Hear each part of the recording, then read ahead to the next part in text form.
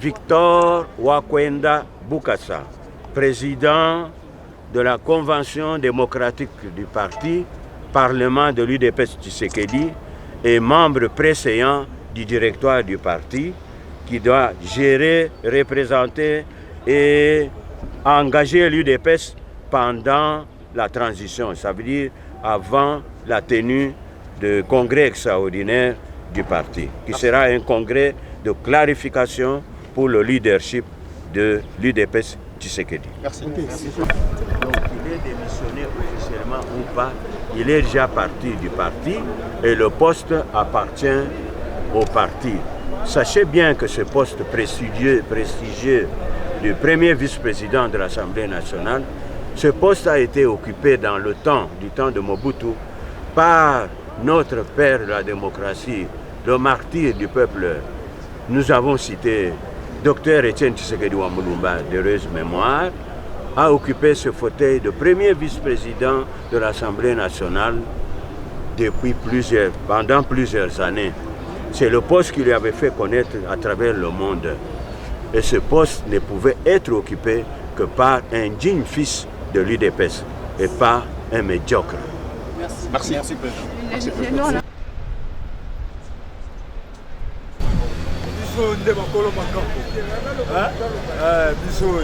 C'est nous les légalistes, c'est nous les gens qui ont combattu cette histoire. On est là et puis voilà.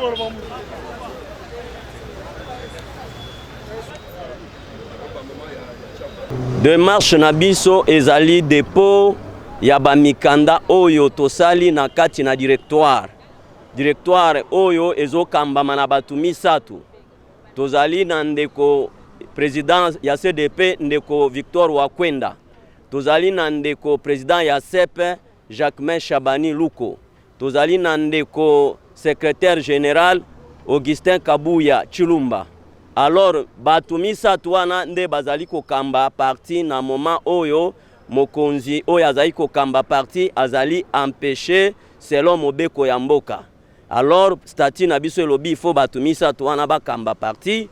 Alors ezana ba résolution tozwaki ifaki ba notarié yango toko misango na ba institution minene oyo ya mboka selon ndenge loi ya fonctionnement parti politique elobi il faut kotalisa ministère intérieur avant un mois kokoka lolenge gestion à partir ezali nde toyaki na mikanda kotika na palais du peuple ou bien assemblée nationale totiki na ba institution nyonso oyo tozali kokende na kotika. Non, IDPS ezali ya kokabwana te. IDPS ezali kaka bobele moko. Soki omoni mutu atamboli libanda ya mibeko oyo to texte ya parti ne oyo azali kolobake IDPS ezali kokabwana. Yende alongwe na IDPS. Na kopesa ndakisa moko. Ya lolenge tozaki na ndeko oyo tobandai kobenga Kabunde ya Kabunde. Azaki en même temps président, premier vice-président ya Assemblée nationale.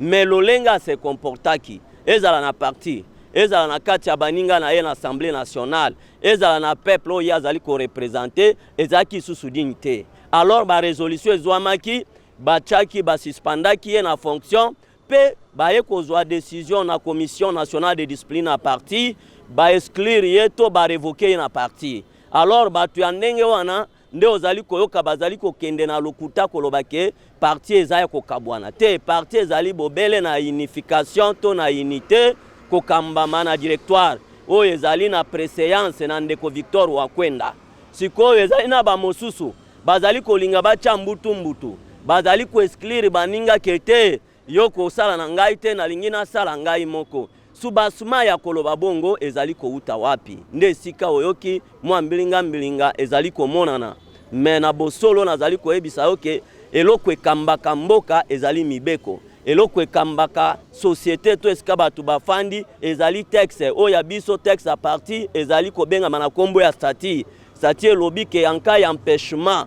ezala absence directoire ende ko kamba kino to kobongisa congrès ngabe présence nanga ezali pona yango parce que carnaval o ngesala malelo esengaki okene ko notifier mwana mboka Jean-Marc Kabund parce que na IDPS baradia qui est d'une manière verbale et ça qui siko lokola azali pe moko ba député national Il fallait qu'on notifie bakonzi mboka parlement ici à Salara Moussala, qu'on notifie le ministère intérieur, qu'on notifie le ministère de la justice, qu'on notifie la CENI, pour que ça soit déjà Jean-Marc Aboun, sous membre de l'IDPS. Mais quand si les gens ont des salamités, par exemple, on voit des ondes à travers les radios, mais tantôt que la souci va combattre, nous sommes ligne sur Jean-Marc Aboun, nous avons Jean-Marc Aboun a page tournée. Mais quand si moi faible concentration, il y a des combattants, c'est parce que tant que mon il y a annoncé le lobby. Il fallait annoncer avant pour mettre les combattants, toutes les structures de base, mais quand il y a annoncé le lobby, mais le quoi qui a un bande de Guadeloupe, il y a un de pêche à la rabouée, de bouche à l'oreille, au monde a tout comme après-midi, au monde a payé ma pâté indi batobatondi. C'est tout à fait aussi d'une façon, pour être pragmatique, être réaliste, d'une façon c'est aussi normal. Parce que pouvoir au Kabounda, ça qui n'a IDPS, il faut sortir, il faut la bouée.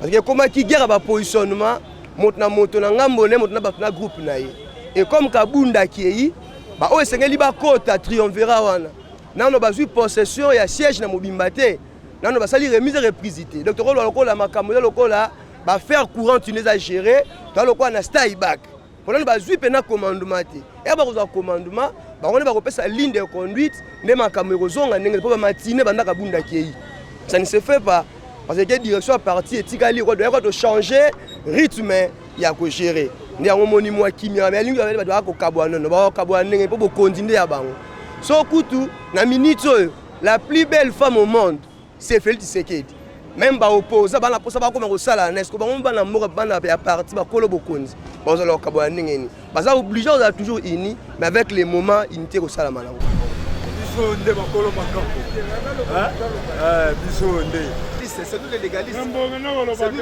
les gens qui ont combattu cette histoire. On est là et puis voilà. D'abord, les Bosso, merci pour notre temps. C'est important d'abord. Pourquoi? Parce que vous savez, après la décision de M. Jean-Marc Aboun, à la place du secrétaire général de l'IDPS, maintenant le directeur qui va prendre maintenant les bateaux de commandement. Quand on parle de la directoire, on voit directement le président de la CDP, le secrétaire exécutif et le CEP qui est dirigé par M. Jacquemin Chabani. Alors,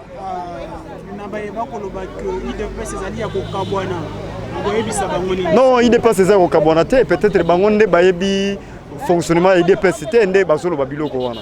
Mais IDPS au Kabonate. Merci beaucoup. De toute façon, ils ont démarché, ils ont des formalités. Sur le plan administratif, tant que bazako kamata ba résolution, ba décision, il est prévu que décision a d'abord va notifier les intéressés. C'est une procédure normale administrative.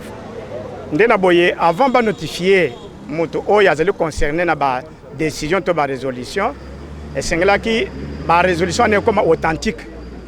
C'est ainsi que au monaki bakenda ki kotika résolution oya salama ki na 4e session extraordinaire ya CDP le samedi 29 janvier 2022, il y a un notaire central a notifié Yango, a légalisé Yango, lelo, tous allez kutambula pour que ça va intéresser nyonso oye concerné bango. Et que d'abord pas ya Jean-Marc Kaboun pour signifier la décision nyonso tout que a kweyina makambo na nyonso tout depuis le 29 janvier. Yami Balé et Kokendepaya Okissin Kabouya, reconduit comme secrétaire général et confirmé par la 4e session extraordinaire à CDP. Troisièmement, Bako signifié Victor Wakwenda Boukassa, confirmé comme président de la CDP, c'est-à-dire Convention démocratique du parti, et comme président précédent, il y a directoire. Nassima, tu as informé l'institution Nyon Soto. Ndé omoni tokendaki d'abord na palais du peuple et sika wapi bakelimi beko bazali pona koyebisa bango ke ndeko Jean-Marc Kabound à partir ya lelo akoki kofioto la tamuno komo côté pona kutanga kombo ya IDPS et que place na ye toza ko pesi délai le 15 mars soki session ya assemblée zongi ba député nyon surtout groupe parlementaire à IDPS ba ko se retrouver ba pesi biso candidat oya kozonga na place na ye comme premier président ya Assemblée nationale. nde na boye toye lisusu na ministère intérieur puisque c'est le ministère de l'intérieur oyo aza s'occuper na makambo ya parti politique tokoyebisa bango ke eloko oyo etalaki mandat spécial abuo pia eza lisusu te voilà nouvelle direction ezali directoire na nsima tokende sikoyo hôtel de ville malgré bazali partie prenante te mais il faut par respect toyebisa bango information que voilà IDPS changement ya sika ekoti voilà mde mobembo na biso toza kotambola. Merci beaucoup. Biso nde makolo makambo. Biso nde. C'est nous les légalistes. C'est nous les gens qui ont combattu cette histoire. On est là et puis voilà.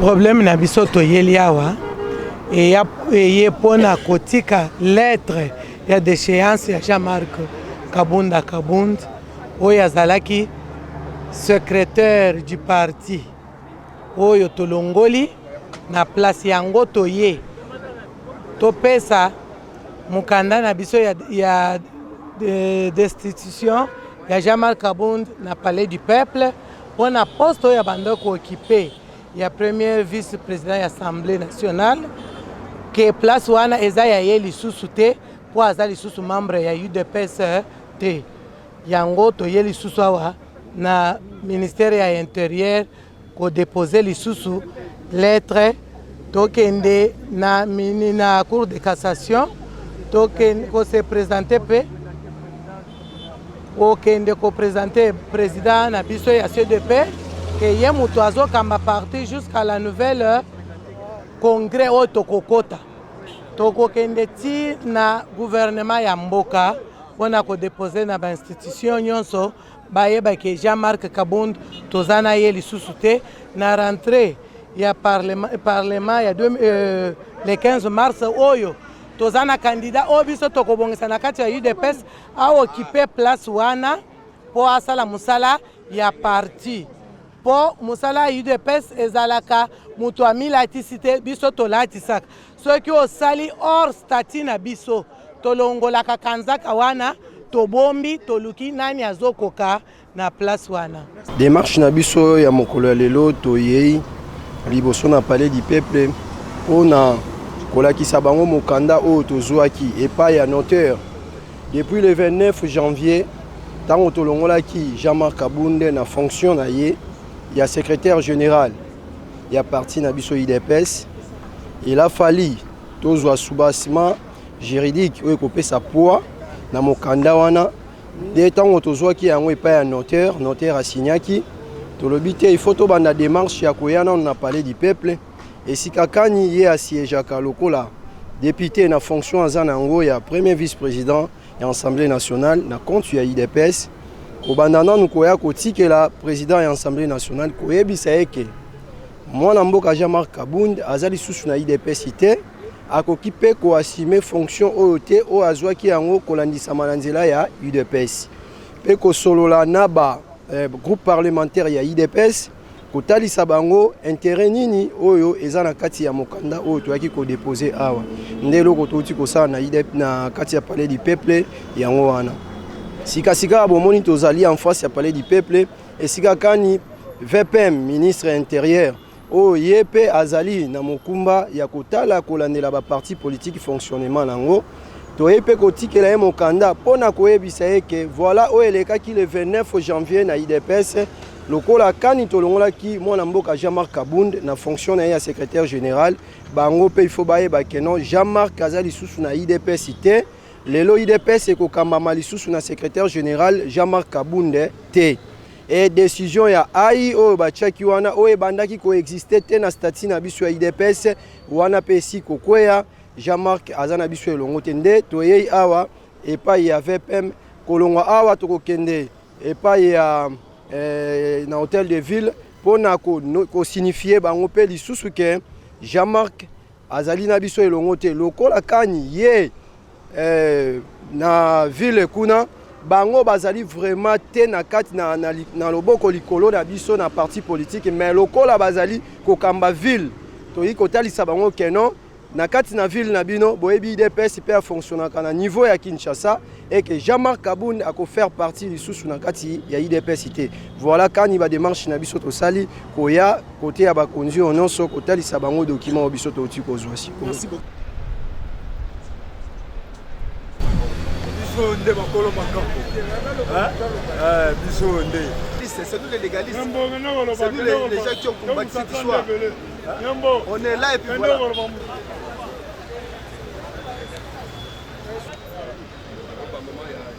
Oui, très cher journaliste, tant qu'un citoyen congolais, un combattant libre et égal, j'allais vous dire que dans la politique, il n'y a pas la conviction, plutôt la circonstance. Les circonstances qui chapeautent le parti cher de notre pays RDC, qui est l'IDPS, et que les antivaleurs étaient trop souvent suggérés dans notre parti. Raison pour laquelle nous sommes venus aujourd'hui avec toute la liberté, la démocratie que nous avions prônée depuis 37 ans de la création de notre parti, pour déposer les dossiers dont il est insurgé contre les deux messieurs Kaka. Le Kaka, ça veut dire l'ancien président du parti UDPS, Jean-Marc Kabound, qui avait fauché contre notre parti et notre pays en faisant des mauvaises choses et en se comportant comme un délégant.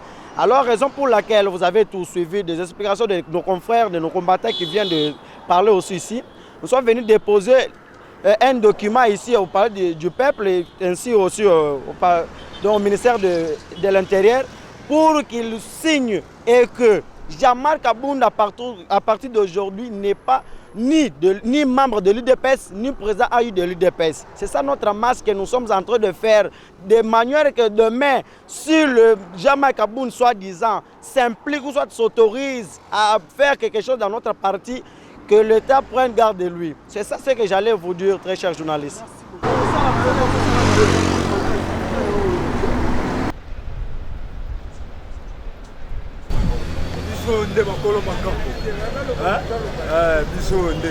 C'est nous les légalistes. C'est nous les gens qui ont combattu cette histoire. On est là et puis voilà. Bon, démarche ezali koketi na primature pour notifier kokendeti na présidence. Je crois bakochiter na présidence, même na secrétariat général. Oyenda zotala ba statut na biso. Aibi politique ya ba parti politique ndenge fonctionnaka. Oyenda aibi en malamu. Parce qu'à un moment donné, ce monsieur-là nous avait un peu compliqué. Yango wana tozongi les scopo na ko pesa e ba résolution wana. O tozwaki samedi à le 29. Alors, on n'a pas organiser que UDPS allait diviser, vous allez leur dire quoi? Non, UDPS quand tu siko ils ont la force makasi. Parce que UDPS est comment qui vraiment divisé na terre Kabundi pour un mandat spécial naé. Et Kabundi se faisait maître de tout, il faisait tout ce qu'il voulait. Alors que un naïf, même la droite administrative a eu qu'on engagé. Mais lui engagé, donc on a eu qu'on nommé, à fractionner la fédération, à nommer même à perdre, on a IDPS, on connaît tout ça. Donc IDPS, comment il y a moutou makas. On ne savait plus qui fait quoi, nani au salanine. Donc Ezaki n'a pas si ming. Biso ba mususu tozaki suna accès na IDPS ne pas toza ba légaliste. On réclamait que IDPS zonga na ba droit na ngondenge zalaki. C'est-à-dire que problème y a mandat spécial. Alors le mandat spécial est quoi toza vraiment les sengo mingi, yango monitoyer pour que tout notifier ba konzoana to ba yeba pour que l'ensemble va remplacer Mutusu na première vice-présidence et puis primature quand même. Bon, c'est pas même important mais premier ministre yeba paix na présidence président na biso azaki à partir IDPS même ça comme des président Mboka quand même bayeba ce qui se passe yango to iko notifier bango. OK, merci.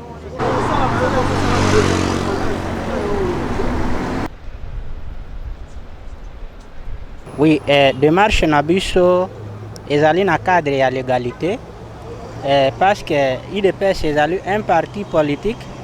Tout parti politique est fondé sur le texte. Texte est comme Namboka Nabiso, texte oyo ezo tambwisa mboka eza constitution, mais pas Nabiso na IDPS ezali statut parce que c'est un fait privé. Maintenant na statut Nabiso ezali na ba disposition ata moto azali munene lokola nzoku ata azali munene lokola ngubu akoki ko violer ba principe wana te parce que eza sacré nde yango wana lelo conformément à l'article 26 de notre statut il est dit très clairement que en cas d'empêcher de démission de décès pour un président du parti, le président du parti c'est celui qui est élu dans un congrès soit ordinaire soit extraordinaire. Il y a une légitimité à engager parti. Nde parti na biso na article 26 on a autant que lobby que soit qui a koufi, toi azali na incapacité, toi azali na empêchement parce que souvenez-vous que le président de la République a empêché conformément à l'article 96 de la Constitution. Oezo lobake azali président de la République incompatibilité à cause de nde toye ko légaliser yango article 26 directoire.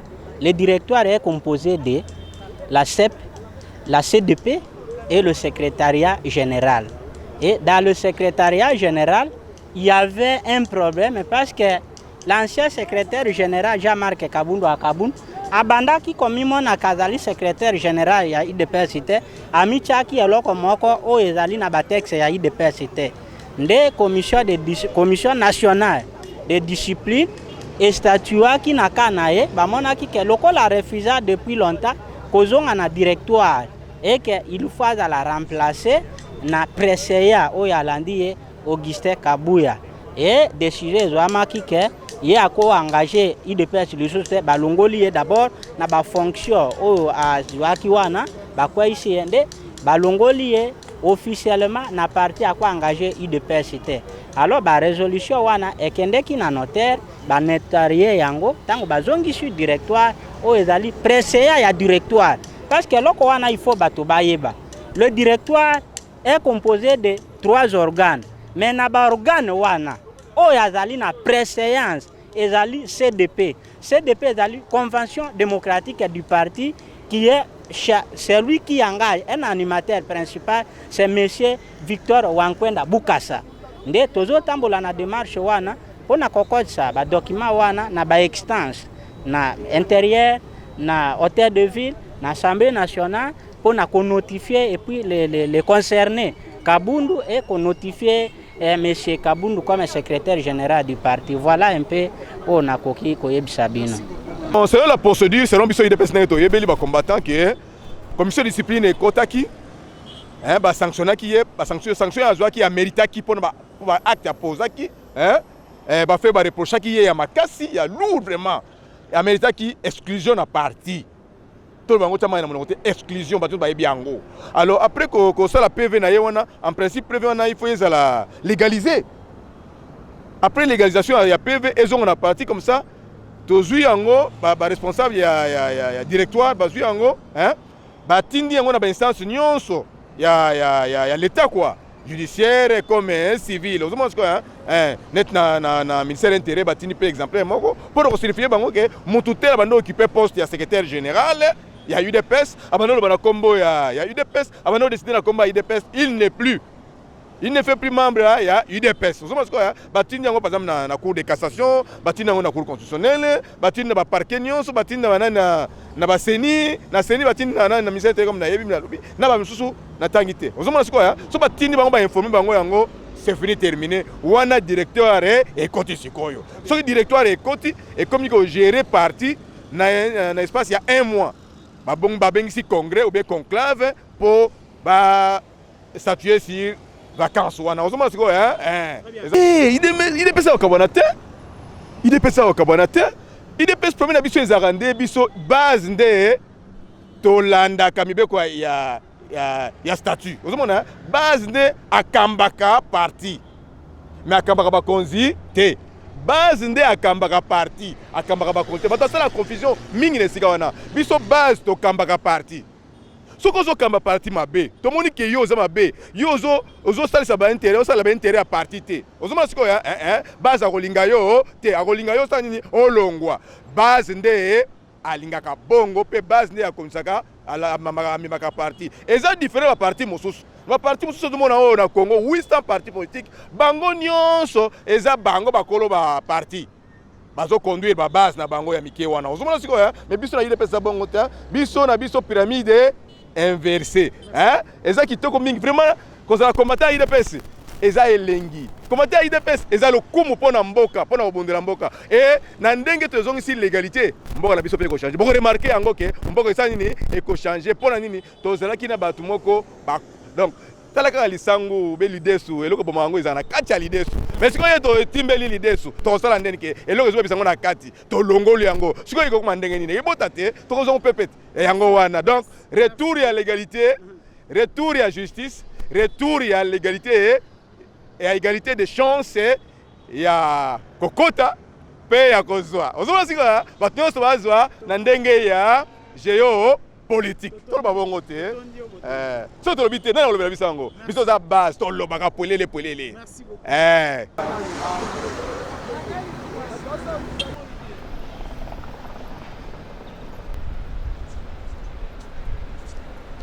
Démarche d'Abisso Ezala qui dit sa manifestation Mounene, oui, Salamaka le 29 janvier, la permanence y a parti, na 10e rue na limité. Mokolongo, ba résolution est maki, moi mingi. Alors, ba résolution ata ezwami étape et landaka. Prise à ba résolution, ezali ba notification. Il faut qu'on notifie ba différents responsables. D'abord, ba autorité yamboka, hein, et puis ba concerné. Nayango Toya qui liboso na palais du peuple pour notifier président de l'Assemblée pour natina été ayeba que pour na UDPS tolongo la confiance et pas Jean-Marc Kabound le poste il y a vice-président et zo revenir na UDPS comme ça ba député na biso baza na kati ya parlement ba se saisir na dossier ba proposer motomosusu azonga na place na yeli susute pour kaka na kati ya ba résolution wana il y a eu une résolution d'exclusion. C'est-à-dire que les membres sont partis. Ndeti na toye le kotika ba document wana ko sala ba notification d'information kotika pas VPEP puisque boye ba parti politique qui travaille en collaboration avec le ministère de l'Intérieur tango balongo awa ba okende la secrétaire général il y a ministère de l'Intérieur où yo azali chargé na ba relation avec le parti politique.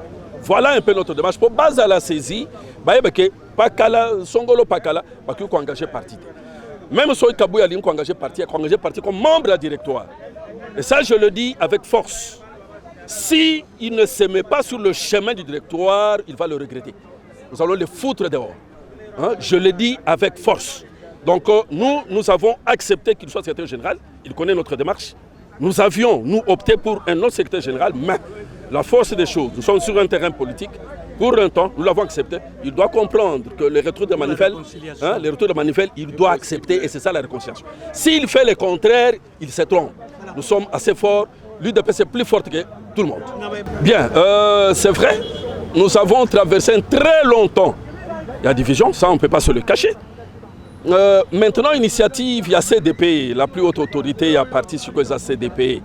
Parce que CDP a co-siégé même sur les matières non prévues par les statuts. C'est là où ils ne lisent pas. Hein, c'est la CDP. Alors, Lelo, Tondimi, Nabosenga, il y a président de CDP que Tondima Kabouya, le co-secrétaire général. Hein? En retour, il doit accepter les directoires. Si c'est le contraire, il va s'en prendre à lui-même.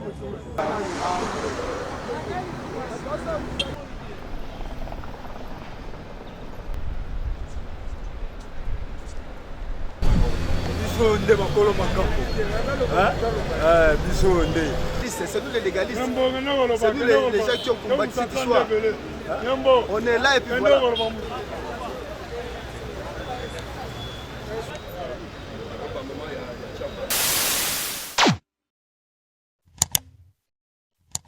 Africa cool, et abena cool, Africa cool, abena cool, le quoi cool matopi, cool. Et ça chaîne est bien, et puis vous êtes très rapide, et ça très rapide, et ça chaîne moko, bah quoi ça a bien confiance. En tout cas, nazo senga na bato oyo nanu ba souscrire te bazwa. Donc, et ça vraiment net oyo balo bakaki, boka lelo, lamba lelo, lia lelo. Vous voulez le Congo pour que le Congo devienne cool? Pour suivre les cool analyses, alors revenez et abonnez-vous massivement. Massivement. Africa Cool, c'est la destination de prédilection pour une communication optimale. longo dia na bino mama. Et au monde de la chaîne OESA impartial. Le rôle de Babino, vous méritez le soutien de la population ainsi que des institutions compétentes.